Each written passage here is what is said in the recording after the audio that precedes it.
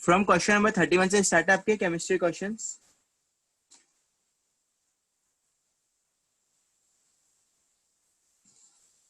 चलिए बोलिए question number 31 to 35। Question number 31 to 35।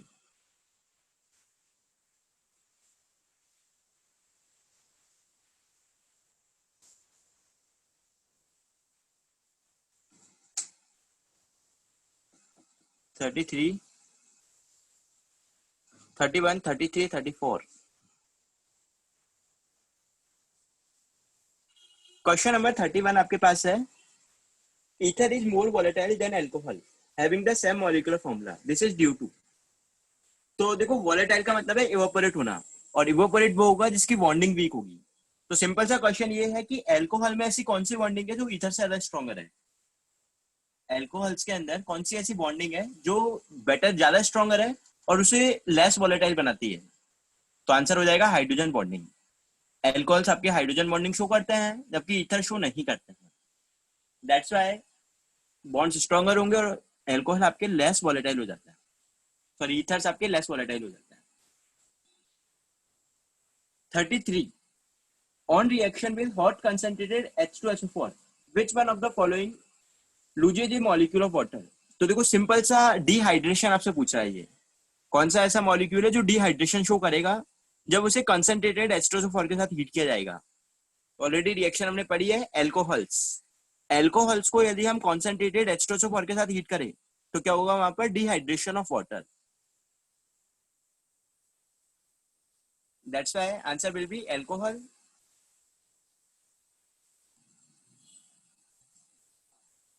Question number 34।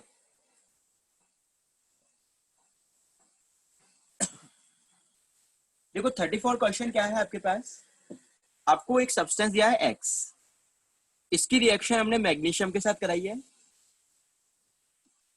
जिससे मुझे मिलेगा Y। इसकी रिएक्शन में या तो Z के साथ कराऊं एंड सेकेंड मैं कर दूं यहाँ पर हाइड्रोलिसिस, और फाइनली मुझे इससे मिल रहा है CH3CH2OH, इसका फॉर्मेशन हो रहा है। तो आपसे X और Z के बारे में पूछा गया है।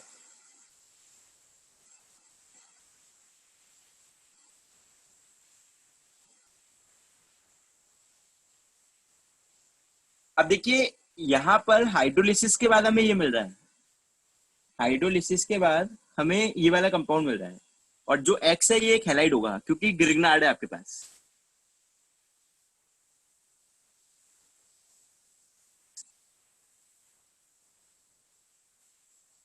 क्या यहां पर यदि ये प्रोटोनेशन होने से पहले कुछ ऐसा रहा होगा?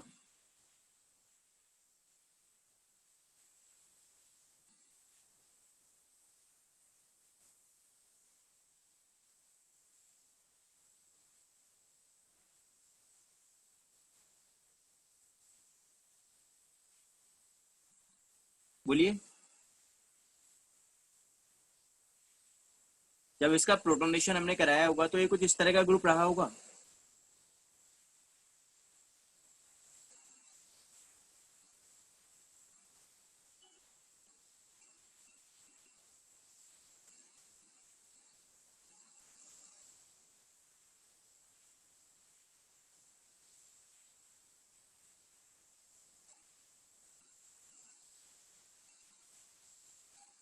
सॉरी, इसमें 3 ग्रुप है आपके पास, CH3, CH2, CH2OH, 3 कार्बन का ग्रुप है। अब यहाँ पर यदि मैं बनाऊं तो ये कुछ ऐसा रहा होगा, CH3, CH2, CH2 माइनस। क्या ये 1 डिग्री एल्कोहल है आपके पास? और 1 डिग्री एल्कोहल किस तरह के कार्बोनिल कंपाउंड से फॉर्म होता है? 1 डिग्री एल्कोहल यदि हमें फॉर्म करना है तो कौन सा कार्बोनिल कंपाउंड हमें चाहिए 1 डिग्री एल्कोहल के लिए? एल्डिहाइड चाहिए, और एल्डिहाइड में भी कौन सा एल्डिहाइड? एल्डिहाइड से 2 डिग्री भी बनते हैं और 1 डिग्री भी बनते हैं। एल्डिहाइड में भी हमें फॉर्मेल्डिहाइड चाहिए। एल्डिहाइड में भी हमें क्या चाहिए? फॉर्मेल्डिहाइड, क्योंकि बाकी सारे हैलाइड आपको 2 डिग्री एल्कोहल देते हैं। याद है ना आपको, फॉर्मेल्डिहाइड 1 डिग्री देता है, बाकी के एल्डिहाइड 2 डिग्री देते हैं और कीटोन 3 डिग्री देते हैं। तो एल्डिहाइड में भी हमें फॉर्मेल्डिहाइड की जरूरत है, मिथेनॉल, है ना। तो जेड तो क्या हो जाएगा, मिथेनॉल। जेड हो गया मिथेनॉल या फॉर्मेल्डिहाइड। अब आपको एक्स को सेलेक्ट करना है, एक्स क्या रहा होगा। तो यदि आपको मिथेनॉल का पता चल गया है तो आप यहाँ पर देख लो, एक कार्बन है इसमें, मतलब ये जो हैलाइड बनेगा ये 2 कार्बन का होगा। मिथेनॉल में ऑलरेडी एक कार्बन है, तो यहाँ पर जो हैलाइड गिरनाट बनेगा वो 2 कार्बन का होगा। मतलब वो होगा CH3CH2MgBr। ये एक्स जो भी आप एक्स लो हैलाइड, और इससे पहले ये रहा होगा CH3CH2Br। ये आंसर आपके पास। आई बात है सभी को समझ में। सबसे पहले आपने देखा 1 डिग्री एल्कोहल है, और 1 डिग्री एल्कोहल के लिए हमें फॉर्मेल्डिहाइड चाहिए। तो मुझे जो जेड पता चल गया, जेड के अंदर ऑलरेडी एक कार्बन है, इसका मतलब एक्स के अंदर कितने कार्बन रहे होंगे, 2। तो हैलाइड 2 कार्बन का है, CH3CH2Br। Up to question number 35। Any other doubt? Question number 35 तक बताइए, कोई और डाउट है किसी का? Question number 36 to 40। Question number 36 to 40, 37, 38, 37, 38, 36,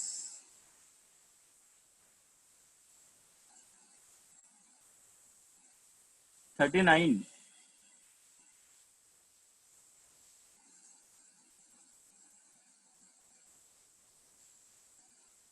question number 36 में आपसे बोला है identify X in the following sequence of reaction.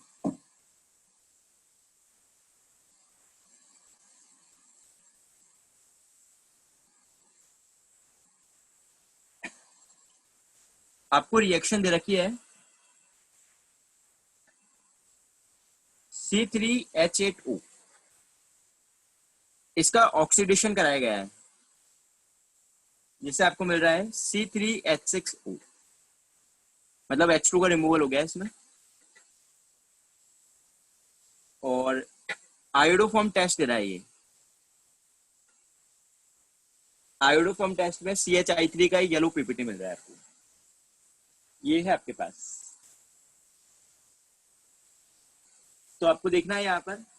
अब आप देखो H2 का रिमूवल हो गया है, यहाँ पर ऑक्सीडेशन हुआ है मतलब H2 का रिमूवल हो गया है। क्या मैं बोल सकता हूँ कि ऑक्सीडेशन के बाद ये कार्बोनिल कंपाउंड बना होगा कोई?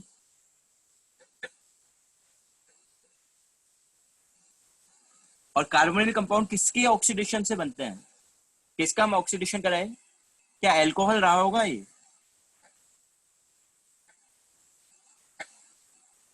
मतलब ये एल्कोहल है, ये कार्बोनिल ग्रुप है।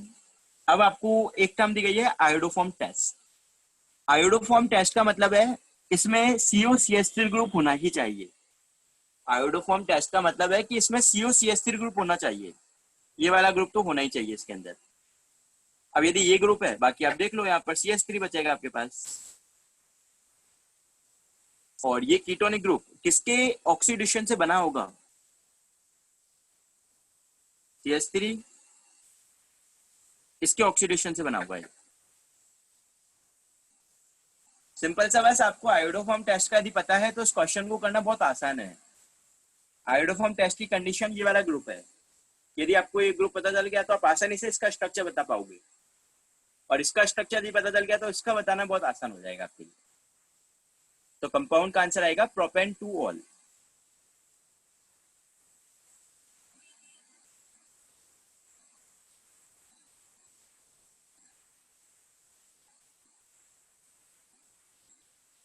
Question number 37, what amount of bromine will be required to convert of phenol into 2,6 tribromophenol? देखिए रिएक्शन थोड़ी आपको देखनी पड़ेगी इसमें। क्वेश्चन नंबर 37 की हम बात कर रहे हैं। ये आपका फिनॉल है, इसका ब्रोमिनेशन हमने कराया है। जब ब्रोमिनेशन हमने कराया तो प्रोडक्ट में मुझे ये मिल गया 2, 4, 6 ट्राइब्रोमोफिनॉल। ये मुझे 2 ग्राम दिया है और इसका अमाउंट पूछ रहे हैं। अब देखो, यदि मैं एक Br2 का मोल ले लूं, यदि मैं 1 Br2 का मोल ले लूं, क्या ये वन टाइम ब्रोमिनेशन देगा मुझे? 1 Br सब्स्टिट्यूट हो जाएगा आपका। इसका मतलब यदि फिनोल का मुझे ब्रोमिनेशन कराना है तो मुझे 3 मोल Br2 की रिक्वायरमेंट होगी। बोलिए, यदि मुझे 2, 4, 6 पर ब्रोमीन चाहिए, एक यदि Br2 लूंगा मैं, तो एक बार सब्स्टिट्यूशन होगा। मतलब यदि मुझे 3 सब्स्टिट्यूशन कराने हैं तो 3 Br2 लेना होगा मुझे।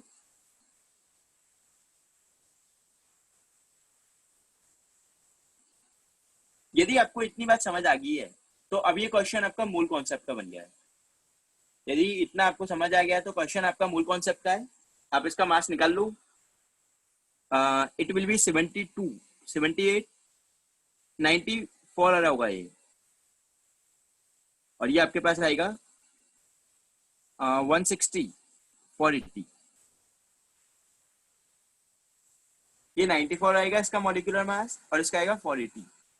Br का 80 होता है।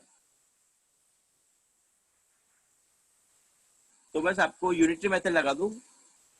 इसका 94 है तो ये 480 होगा,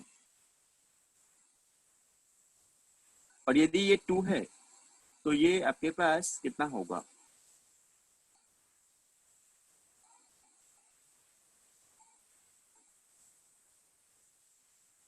हाँ बिल्कुल कर सकता है। बैलेंसिंग में ये बनेगा आपके पास C6H2OH Br3। ये होगा बैलेंसिंग में, क्योंकि 3 हाइड्रोजन सब्स्टिट्यूट होकर Br आ जाता है, प्लस 3 HBr।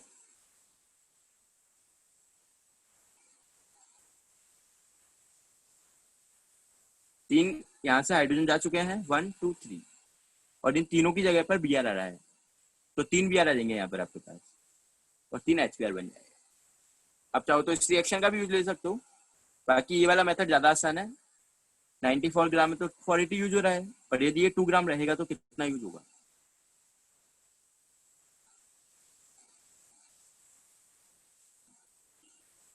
देखिए, आ रहा है नहीं आ रहा है इससे answer?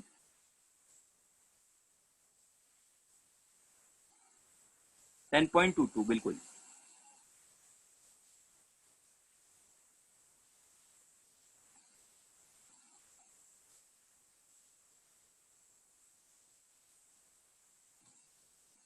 Question number 38, among the following phenol the strongest acid. देखो, स्ट्रॉन्गेस्ट एसिड ढूंढना है आपको। अब यहाँ पर आपके पास ऑर्थोनाइट्रोफिनॉल है और पैरानाइट्रोफिनॉल है। ऑर्थोनाइट्रोफिनॉल इसलिए एसिडिक नेचर कम हो जाता है उसका, क्योंकि इंट्रामोलिक्यूलर हाइड्रोजन बॉन्डिंग होती है। इंट्रामोलिक्यूलर हाइड्रोजन बॉन्डिंग हो जाएगी तो हाइड्रोजन का निकलना उतना आसान नहीं हो पाएगा, और इसीलिए आपके पास आंसर होगा इसका पैरानाइट्रोफिनॉल। 38 में ऑर्थो में आपके हाइड्रोजन बॉन्डिंग पार्टिसिपेशन होगा, जिसकी वजह से हाइड्रोजन रिमूवल आसान नहीं हो पाता है, और इसलिए एसिडिक कैरेक्टर एक्सपेक्टेड जो है उससे रिड्यूस हो जाता है, और इसीलिए para nitrophenol is more acidic.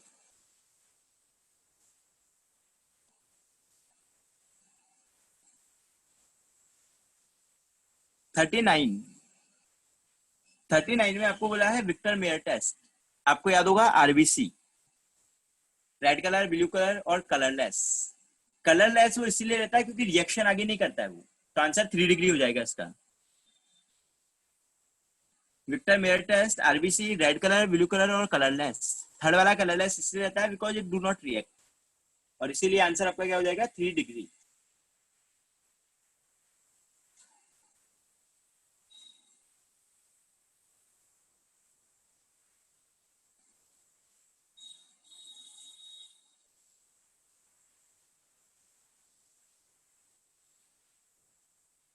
Okay, question number 41 to 45.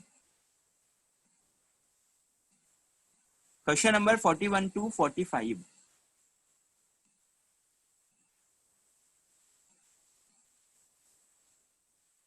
41.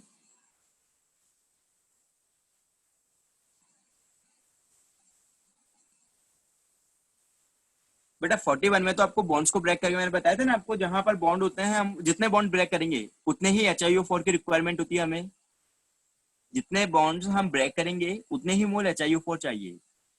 तो बस आप बॉन्ड्स को देख लो, कितने बॉन्ड दिख रहे हैं आपको जो ब्रेक होने वाले हैं, कितने ऐसे बॉन्ड है जो हम ब्रेक करेंगे पर आयोडिक एसिड में? 3 बॉन्ड्स। तो बस सिंपल सा आंसर 3 हो जाएगा। ऐसे ही कुछ क्वेश्चन हमने क्लास में भी किए थे। जितने बॉन्ड हमें ब्रेक करने हैं उतने ही HiO4 की जरूरत होगी। तो 3 बॉन्ड है आपके पास कार्बन कार्बन के बीच में, तो बस हम तीनों को ब्रेक करोगे। और प्रोडक्ट लिखने के लिए हम क्या करते हैं, जहां से बॉन्ड ब्रेक कर रहे हैं आप वहां से OH लगाते जाइए। जिस साइड से आपने बॉन्ड्स को ब्रेक किया है वहां से कार्बन के ऊपर OH प्लेस कर दीजिए।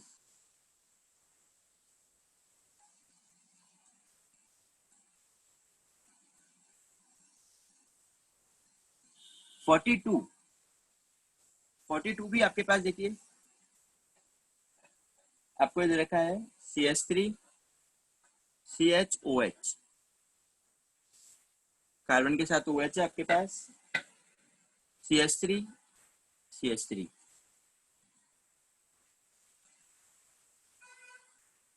ये दे रखा है आपको, कितने मोल HiO4 का यूज होगा? केवल 1 मोल। ये वाला बॉन्ड ब्रेक होगा बस, बाकी ब्रेक नहीं करेंगे हम। एडजेसेंट या विसिनल डायोल होने चाहिए, तो यहां से हम ब्रेक करेंगे और प्रोडक्ट आपको लिखना है। देखो इससे तो कुछ ऐसा आएगा, और इससे लिखोगे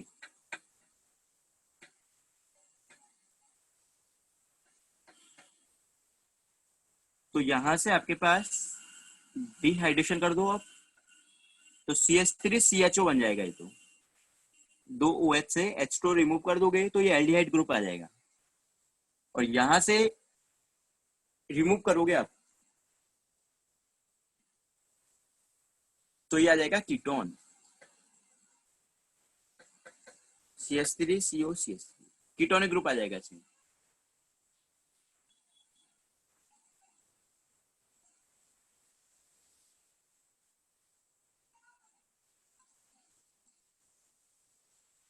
क्वेश्चन नंबर 43।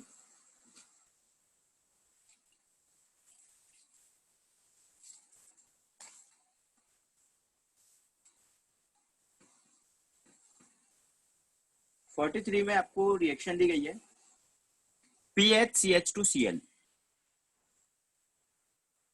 और यहां दिया गया है KCN। तो आपके पास न्यूक्लियोफाइल है साइनाइड, Cl को सब्स्टिट्यूट कर देगा, एंड देन फर्दर हाइड्रोलिसिस। इसका हाइड्रोलिसिस आपको देगा PHCH2COOH, कार्बोक्सिलिक एसिड का फॉर्मेशन। आगे आपसे बोला है इसकी रिएक्शन कराई गई है CH3OH से। What is the name of the reaction?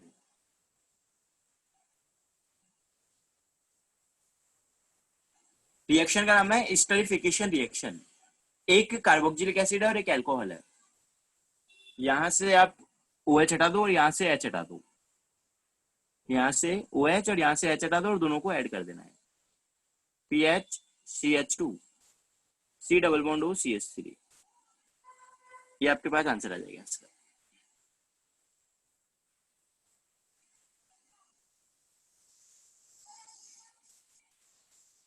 Carboxylic से OH हटा दिया मैंने और एल्कोहल से H हटा दिया है।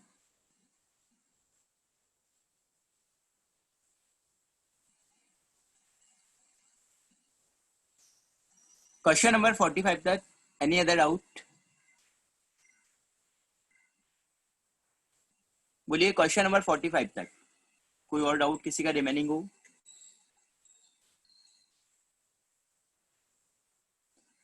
Okay, question number 46 to 50। Question number 46 to 50, 46, 47।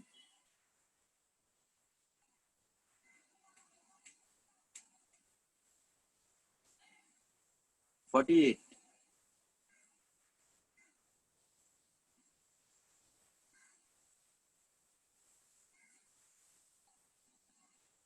49, 50। देखो 46 आपको देखने में थोड़ा डरावना सा क्वेश्चन दिख सकता है, लेकिन क्वेश्चन आसान है। कौन सी डिग्री हैलाइड है आपके पास? जो हैलाइड आपको दिया गया है कौन सा डिग्री है?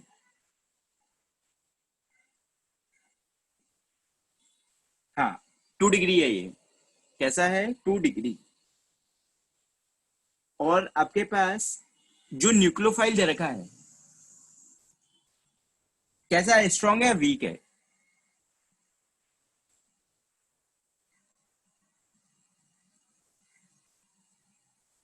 ये है एक स्ट्रॉन्ग न्यूक्लियोफाइल, क्योंकि आयनिक है ये। कैसा है? आयोनिक। आयनिक स्ट्रॉन्ग होते हैं न्यूट्रल के कंपेयर में। मतलब रिएक्शन का जो टाइप है वो SN2 है। रिएक्शन का टाइप कौन सा है? SN2।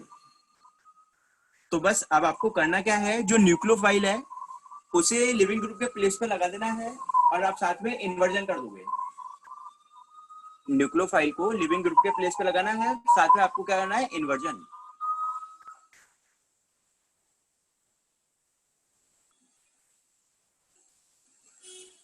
हाँ, बिल्कुल। पोलर अप्रोटिक सॉल्वेंट है वैसे भी। पोलर अप्रोटिक सॉल्वेंट है वैसे भी, तो SN2 होगा, वहां से भी आप पता कर सकते हो उसे। पोलर अप्रोटिक सॉल्वेंट दिया गया है, वहां से भी हम पता कर पाएंगे कि SN2 रिएक्शन है।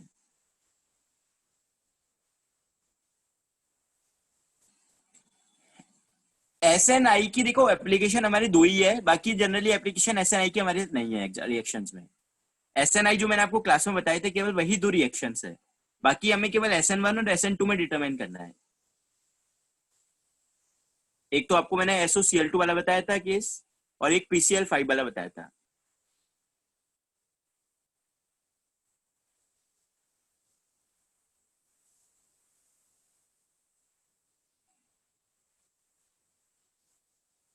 Question number 47।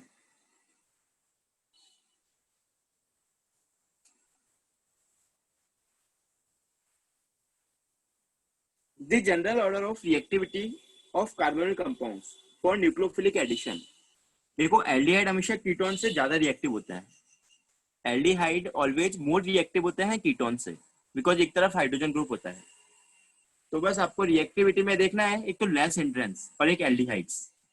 तो सबसे पहले आपके पास आ जाएगा फॉर्मेल्डिहाइड HCHO, इसके बाद RCHO, और इसके बाद आएगा PHCHO, क्योंकि हिंड्रेंस बढ़ता हुआ जा रहा है।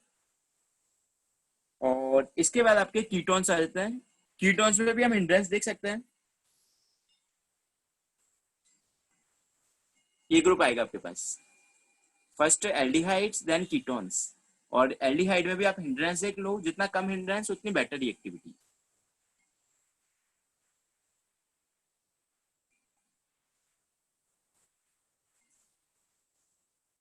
AR बेंजीन है, मतलब AR का मतलब अराइल है, बेंजीन ग्रुप है। AR मतलब अराइल यानी बेंजीन।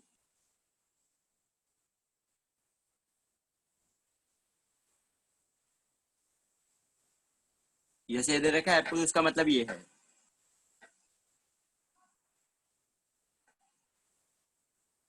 Phenyl group.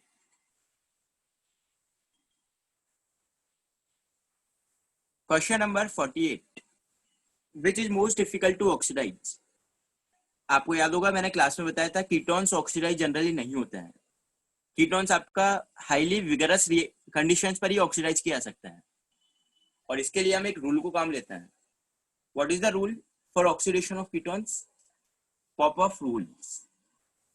क्या था रूल? पॉपऑफ रूल से हमने देखा था कीटोन्स का ऑक्सीडेशन, कार्बोनिल ग्रुप उस साइड ऐड होता है जहां पर आपके पास कम नंबर ऑफ कार्बन है। Question number 49। प्रोपाइन के साथ रिएक्शन का नाम है कुछ ऑफ रिएक्शन। प्रोपाइन आपको दे रखा है और आपको वाटर ऐड कर देना है।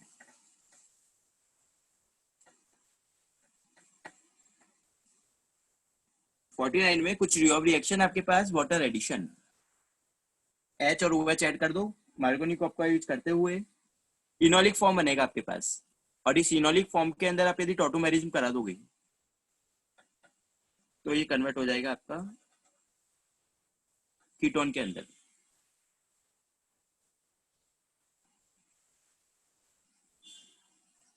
और क्वेश्चन नंबर 50, ये भी क्लास का ही क्वेश्चन है। साइनाइड के साथ गिरगनार्ड एडिशन, CH3CN और आपको दे रखा है CH3MgI। इस पे नेगेटिव आएगा, इस पे पॉजिटिव आएगा, एडिशन आप कर दोगे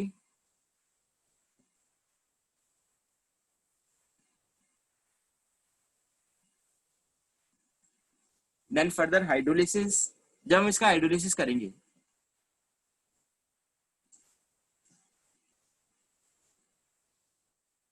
ये OH आ जाएंगे और यहां पर आ जाएगा NH2।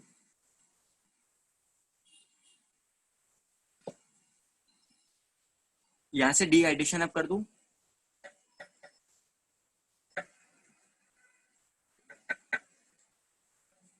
सो आंसर आपके पास आ जाएगा एसीटोन। आंसर क्या होगा? एसीटोन।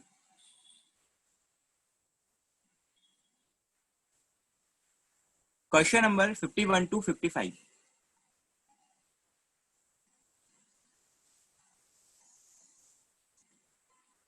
बोलिए क्वेश्चन नंबर 51 to 55 में कोई डाउट्स?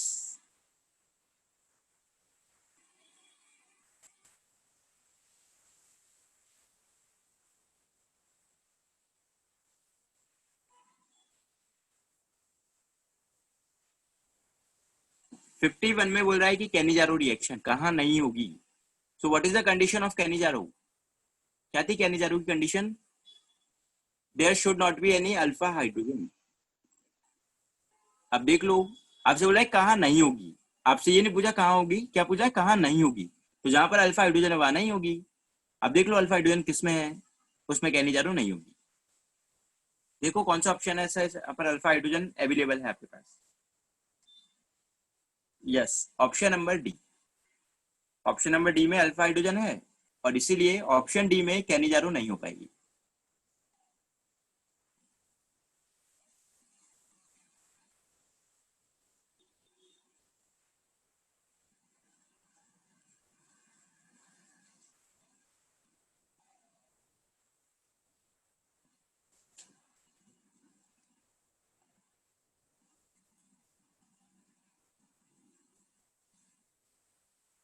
फिफ्टी थ्री, 54,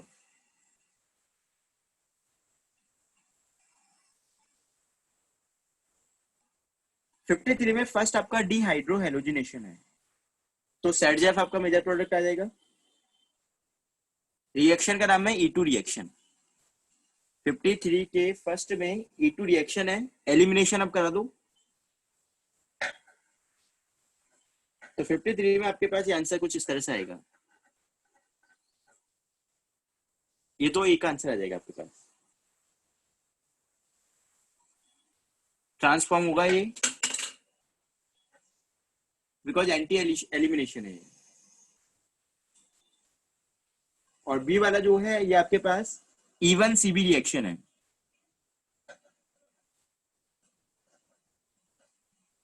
बी में आपके पास E1CB रिएक्शन है।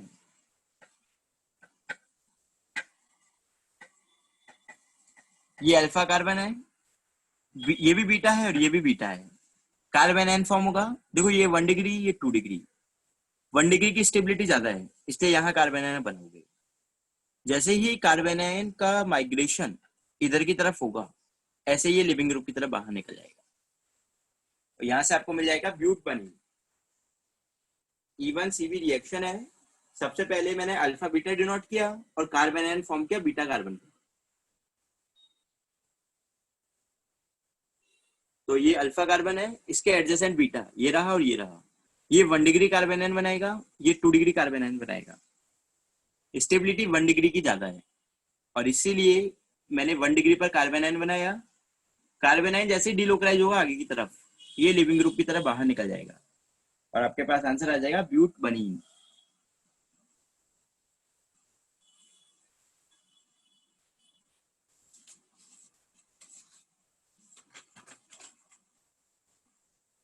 बिकॉज एंटी एलिमिनेशन रिएक्शन है।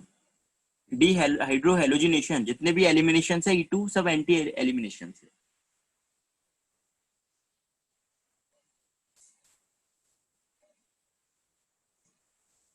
Fifty four.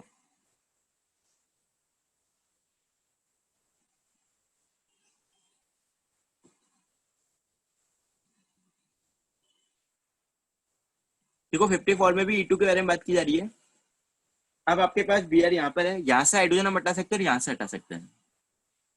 हाइड्रोजन यहाँ से हट सकता है और हाइड्रोजन यहाँ से हट सकता है, दोनों साइड बराबर हाइड्रोजन है। लेकिन यदि आपने हाइड्रोजन यहाँ से हटाया तो मिलने वाला जो प्रोडक्ट है उसकी स्टेबिलिटी ज्यादा होगी, क्योंकि जो अल्कीन आपको मिलेगी वो रेजोनेंस स्टेबलाइज हो जाएगी। एक तो ये मिल सकती है और दूसरा ये मिल सकता है आपको, but this one is more stable because of resonance, और इसीलिए आपका आंसर होगा बी। मेजर प्रोडक्ट ये वाला होगा because of more stabilization.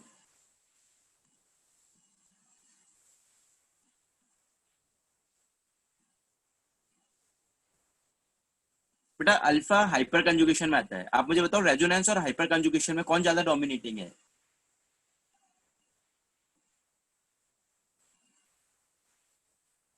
Resonance और हाइपर कंजुगेशन में कौन ज्यादा डोमिनेटिंग होता है?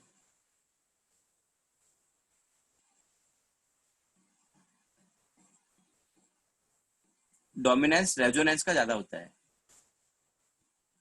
ऑर्डर आपको याद होगा, रेजोनेंस, उसी में हम जो मेरी को भी पढ़ लेते हैं, रेजोनेंस के बाद hyperconjugation and then further inductive effect.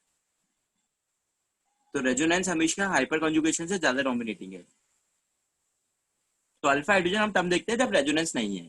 सबसे पहले तो रेजोनेंस की वैसे स्टेबिलिटी यदि हमें मिल गई है तो सबसे ज्यादा डोमिनेटिंग है।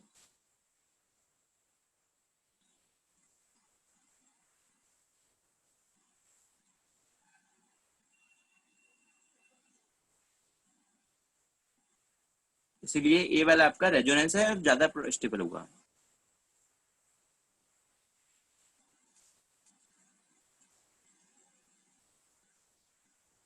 क्वेश्चन नंबर 55 तक any other doubt? Question number 55 तक।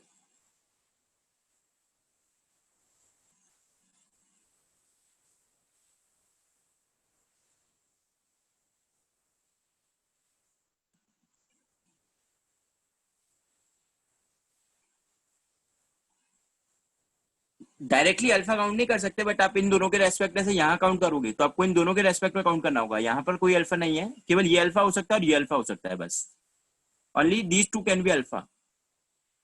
यहाँ पर आप देखोगे तो ये दोनों अल्फा होंगे।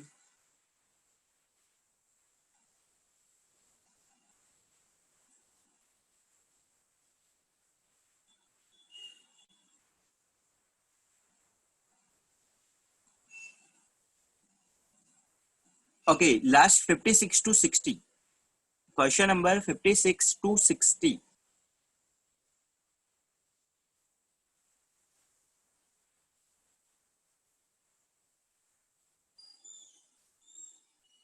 बताइए क्वेश्चन नंबर 56 टू 60।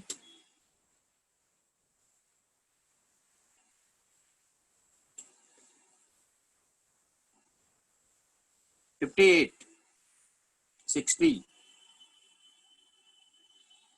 59।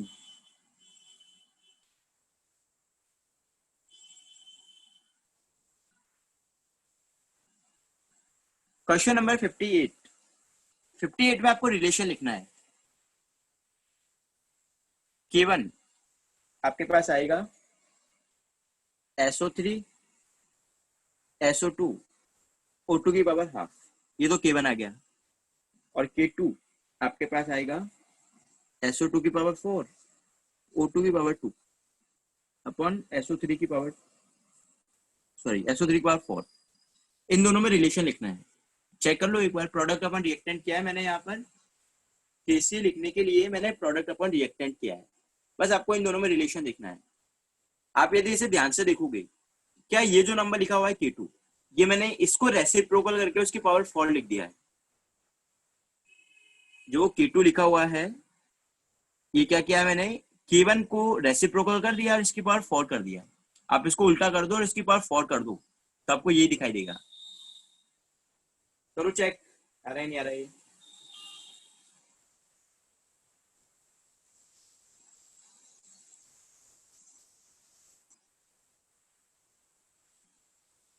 बस आपको इसमें रिलेशन ढूंढना था, सिंपल।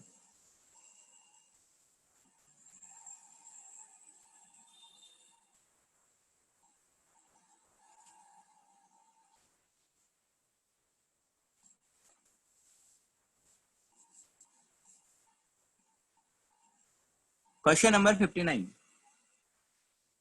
इसमें आपको रिएक्शंस दी गई है कुछ, A to B, B to C, C to D। इसका Kc 3 है, 5 है और इसका 2 है। आपको पूछा है D2A, इसका कैसे पूछा गया है। चलिए एक काम करते हैं, पहले A से D का निकाल लूं मैं Kc। सबसे पहले मैं A से D का कैसे निकालूं। A से D में जाने का मतलब क्या इन तीनों रिएक्शंस को ऐड करना होगा। A से D में जाने का मतलब क्या इन तीनों रिएक्शंस को ऐड करना होगा। और जब रिएक्शंस को हम ऐड करते हैं, तो उनका Kc मल्टीप्लाई हो जाता है। तो Kc आपका मल्टीप्लाई हो जाएगा तीनों का। 3 × 5 × 2 कितना हो जाएगा 30। When we add reactions, their Kc will get multiplied, तो ये 30 आ जाएगा। लेकिन आपको A से D का नहीं निकालना, आपको D से A का निकालना है, उल्टा निकालना है इसका। So we have to find reciprocal. इसका रेसिप्रोकल हम निकालेंगे। सो इट विल बी 1/30 यानी कि 0.03। And the last question number 60, आपको बोला है रिएक्शन दी गई है,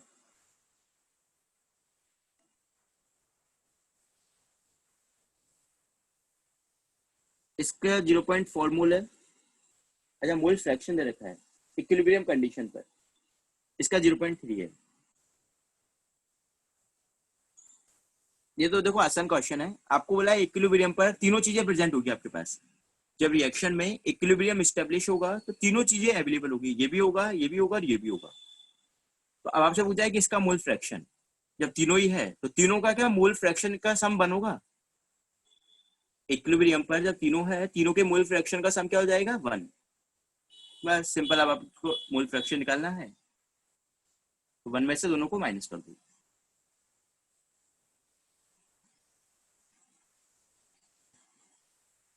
तो आंसर आपके पास आ जाएगा 0.3।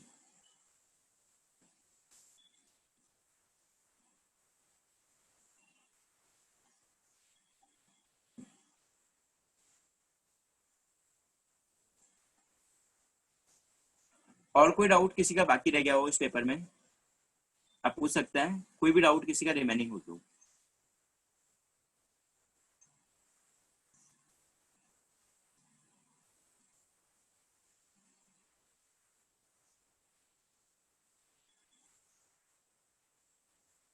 है किसी का कोई भी डाउट बाकी।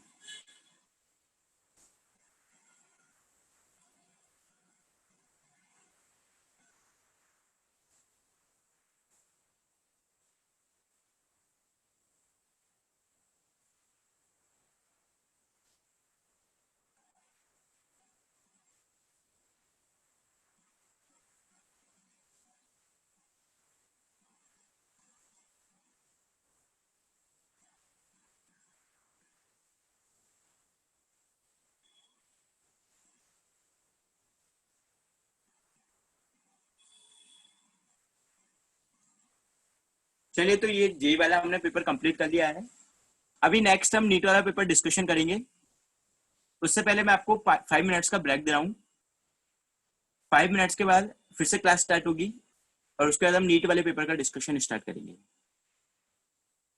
सभी नीट वाला पेपर जिसने सॉल्व नहीं किया देख लेना 5 मिनट में, थोड़ा देखना आपको जो भी डाउट्स वगैरह है। हम 5 मिनट बाद नीट का पेपर स्टार्ट करेंगे।